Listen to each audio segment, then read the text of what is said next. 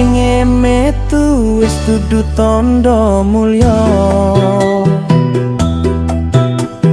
Dunya wis tuwa raga wis nampa raga.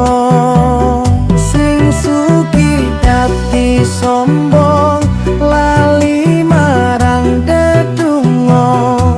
Aja mung nuruti nepsu mundhak cilaka.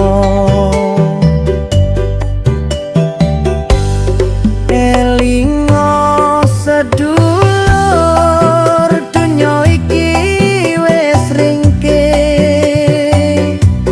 akeh fitnah, akeh wong sing lali tatanan.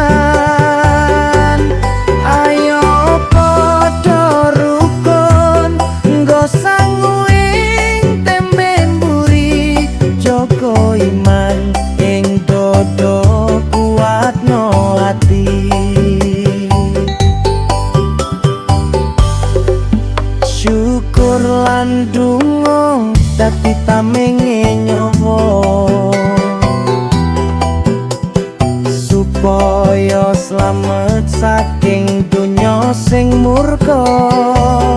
Gusti paring pitutuh mumpung isih ana wektu, bali marang iman rukun marang sedulurmu.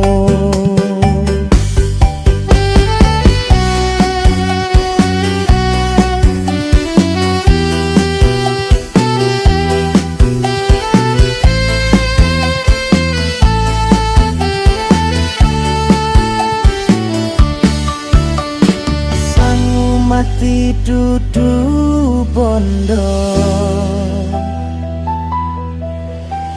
nanging amal kang nyata.